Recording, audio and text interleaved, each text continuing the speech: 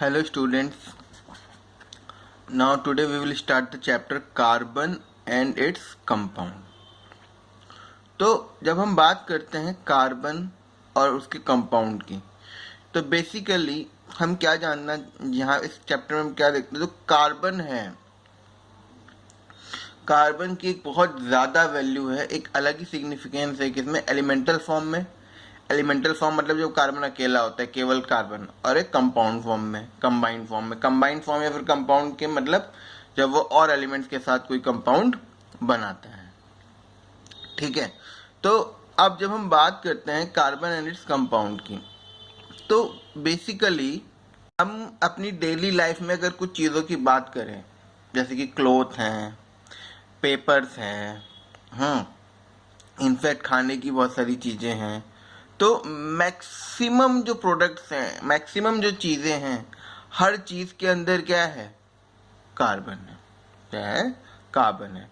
मतलब कि चाहे वो दवाइयाँ हों, चाहे तुम्हारी किताबें हों, चाहे वो आपकी खाने पीने की चीज़ें हों, तो हर चीज़ में कार्बन, मतलब कि कार्बन जो है हमारी लगभग यूज़ की हर चीज़ों के अंदर है।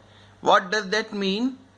इसका मतलब क्या हो गया, कार्बन जो है बहुत ही ज्यादा एक वर्साटाइल एलिमेंट है। वर्साटाइल जो हर जगह पाया जाता है, मतलब वर्सेटिलिटी मतलब जो हर टाइप की चीजों में यूज हो सकता है। तो सिमिलरली कार्बन बहुत ज्यादा वर्साटाइल है।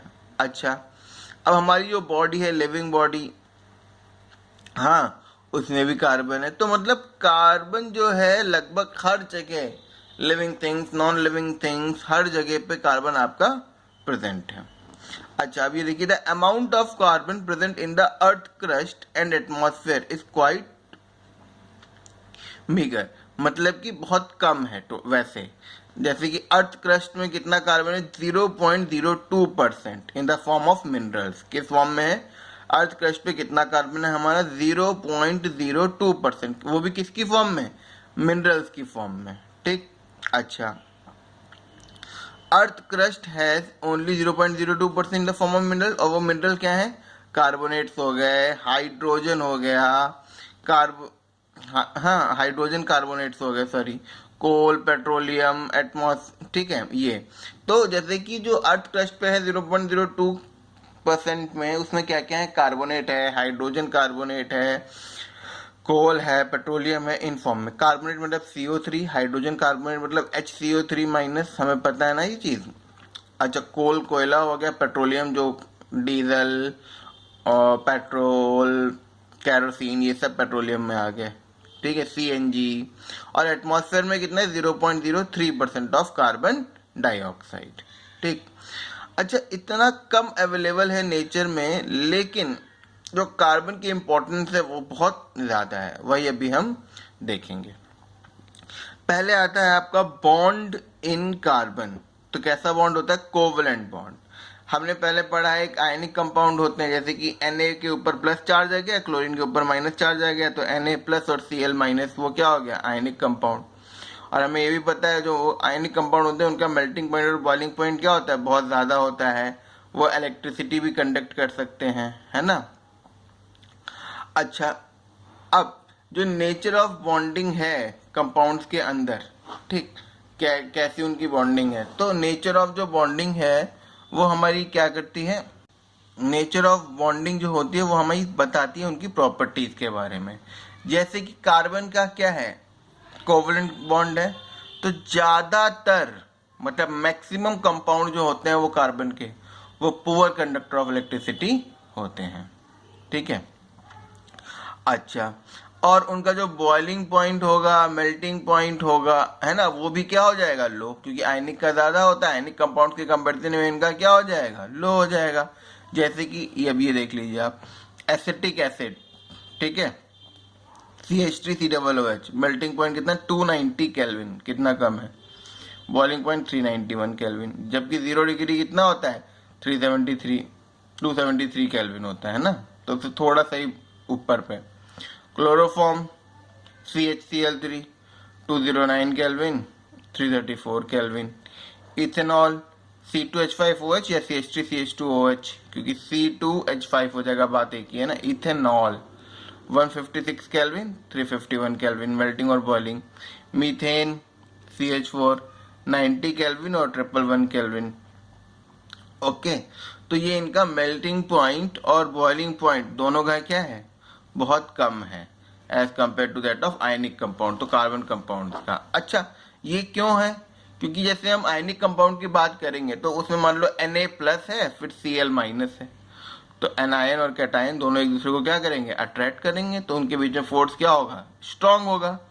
लेकिन यहाँ पे ऐसा नहीं होता है, ठीक है, क्यों, क्योंकि चार्ज ही नहीं है भाई, कोई आयन तो बन नहीं रहा है। सिंपल कोवेलेंट बॉन्ड कैसे बनता है, इलेक्ट्रॉन शेयर करके, उन्होंने इलेक्ट्रॉन शेयर किए, तो इसीलिए वो नॉन कंडक्टर्स ऑफ इलेक्ट्रिसिटी होते हैं, ठीक, क्योंकि इन मतलब कि कोवेलेंट बॉन्ड में जब बॉन्डिंग होती है तो कोई आयन्स हमारे नहीं बनते।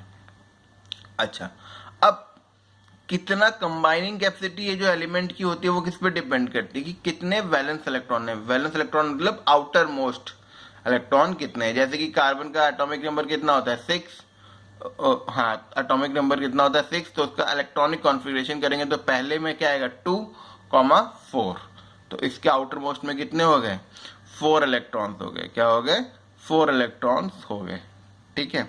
तो बेसिकली 4 इलेक्ट्रॉन है तो ये 4 लोगों के साथ कंबाइन कर सकता है, एक एक इलेक्ट्रॉन शेयर करके। 4 के साथ क्यों करेगा, क्योंकि इसे अपना नोबल गैस कॉन्फ़िगरेशन पूरा करना है। अब नोबल गैस कॉन्फ़िगरेशन पूरा करने के लिए या तो इलेक्ट्रॉन लेता है या इलेक्ट्रॉन देता है। अगर इलेक्ट्रॉन पूरी तरीके से ले रहा है या दे रहा है तो आयनिक बॉन्ड हो गया, और अगर वो शेयर कर रहा है तो वो कौन सा बॉन्ड हो गया, कोवेलेंट बॉन्ड हो गया, ठीक है। तो इसीलिए अच्छा, अब अगर मान लो उसने इलेक्ट्रॉन गेन किया, मान लो कार्बन ने इलेक्ट्रॉन गेन किया, तो क्या बना लेगा, इलेक्ट्रॉन अगर वो गेन कर रहा है तो नेगेटिव चार्ज आ जाएगा, एनायन आ जाएगा, ठीक। लेकिन अब 4 इलेक्ट्रॉन लेना क्या हो जाएगा, मुश्किल हो जाएगा। या तो वो 4 इलेक्ट्रॉन दे दे, लेकिन 4 इलेक्ट्रॉन हटाना भी क्या हो जाएगा, मुश्किल हो जाएगा। तो भाई 4 इलेक्ट्रॉन लेना या 4 इलेक्ट्रॉन देना पूरी तरीके से मुश्किल हो जाएगा, तो इससे बेटर क्या था, उसने शेयरिंग कर ली, अपने शेयर करना शुरू कर दिया, तो विद अदर एटम्स। मतलब किस चीज से हमें कि 8 इलेक्ट्रॉन आउटर मोस्ट में पूरे होने चाहिए, तो चाहे वो शेयर करके करो चाहे वो पूरी तरीके से ट्रांसफर करके करो। तो शेयर करके करोगे तो क्या हो जाएगा, आपका कोवेलेंट बॉन्डिंग हो जाएगी। जैसे कि अब यहाँ देखिए हाइड्रोजन का एटॉमिक नंबर कितना होता है 1, तो हाइड्रोजन के आउटर मोस्ट में ये एक इलेक्ट्रॉन, दूसरा हाइड्रोजन के एक इलेक्ट्रॉन, इन दोनों ने आपस में क्या कर लिया, शेयर कर लिया, तो दोनों के 2-2 पूरे हो गए। अब तुम कहोगे आप लोग कि 8 होते हैं सर, 2 से कैसे हो गया, क्योंकि पहली शेल में 2 ही इलेक्ट्रॉन होने चाहिए, बाकियों में 8 है ना। तो एक इलेक्ट्रॉन पेयर शेयर हुआ, मतलब इन दोनों के बीच में कैसा बॉन्ड बन गया, सिंगल बॉन्ड बन गया। तो हाइड्रोजन हाइड्रोजन के बीच में एक सिंगल बॉन्ड बन गया। अब सेकेंड एग्जाम्पल लेते हैं ऑक्सीजन का। ऑक्सीजन में कितने होते हैं 8, तो 8 एटॉमिक नंबर होते हैं, 6 होते हैं आउटर मोस्ट में, क्योंकि 2,6, तो देखो 1 2 3 4 5 6, इधर ऑक्सीजन हो गया 1 2 3 4 5 6। अब ये क्या करेगा, 2 इसके लिए शेयर कर लेगा अपने साथ, ये 2 इसके कर लेगा, देखो 2 2 4 तो ये है ही, और ये 4 दोनों में आ गए। तो इन्होंने एक पेयर नहीं शेयर किया, जैसे यहाँ पे दोनों ने अपना एक एक शेयर किया था, यहाँ पे दोनों ने अपने 2-2 शेयर किए हैं आपस में, तो इसका मतलब 2 पेयर शेयर हो रहे हैं, दैट मीन्स डबल बॉन्ड, एक इन दोनों का और एक इन दोनों का। तो ऑक्सीजन जब आप लिखोगे O और फिर O, तो बीच में आप क्या बना दोगे, डबल बॉन्ड। कैसे, ये आपका ऐसा सा oxygen double bond oxygen step, ये देखिए बना हुआ है, हाँ oxygen double bond oxygen, okay. फिर ऐसे ही नाइट्रोजन पे अगर हम आते हैं तो नाइट्रोजन में कितने होते हैं 5, 1 2 3 4 5, 1 2 3 4, तो इन्होंने 3-3 शेयर कर लिए, तो नाइट्रोजन और नाइट्रोजन के बीच में कैसा आ गया, ट्रिपल बॉन्ड आ गया। क्या आ गया, ट्रिपल बॉन्ड। तो ये जो बॉन्ड है जो शेयरिंग ऑफ इलेक्ट्रॉन से बनते हैं, इन्हें हम क्या बोलते हैं, कोवेलेंट बॉन्ड, ठीक है।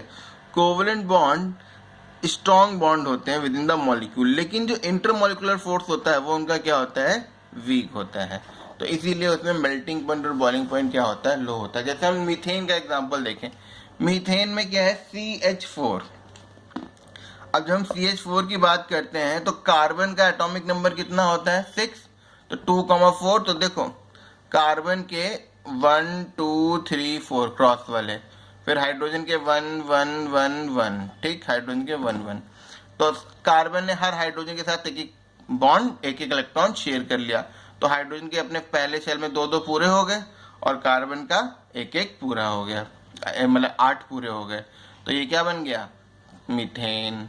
और हर कार्बन हाइड्रोजन के साथ सिंगल बॉन्ड बना रहा है, मतलब कि C single line, H single line single line single line, okay, तो ये। अच्छा, अब आपके क्या आते हैं, कुछ एलोट्रोप्स ऑफ कार्बन आते हैं। एलोट्रोप्स ऑफ कार्बन मतलब जिन जिन फॉर्म में नेचर में पाया जाता है, तो एक आपका होता है डायमंड, ग्रेफाइट और बकमिंस्टर फ्लोरेंस, ठीक है, ये आपके 3 फॉर्म में पाए जाते हैं, ठीक है। तो जो ये दोनों जो हैं डायमंड और C60, ये दोनों बैड कंडक्टर ऑफ इलेक्ट्रिसिटी हैं, बट कार्बन का एक ही ग्रेफाइट जो है जो इलेक्ट्रिसिटी को कंडक्ट कर सकता है। तो जो क्या नाम है ग्रेफाइट है वो सबसे स्मूथ और स्लिपरी है और बहुत गुड कंडक्टर ऑफ इलेक्ट्रिसिटी है, ठीक है। लेकिन जो डायमंड है वो बहुत हाई प्रेशर और टेम्परेचर पे बना है, और डायमंड जो है बहुत ही स्ट्रॉन्ग मटेरियल है, मतलब कि बहुत ही हार्डेस्ट सब्सटेंस है। और ये जो आपका है फ्लोरेसेंस, ये C60, ये जो एटम है ये फुटबॉल की तरह अरेंज्ड है। कैसे? फुटबॉल की शेप में अरेंज्ड है, तो इसीलिए इसका नाम फ्लोरीन पड़ा हुआ है। तो ये smooth and slippery hardest material, ये गुड कंडक्टर ऑफ इलेक्ट्रिसिटी, ठीक है, ग्रेफाइट। तो आज हम लोग इतना करेंगे बस, और ये इंटेक्स क्वेश्चन जो हैं आप लोग आज ट्राई करिएगा, ठीक है।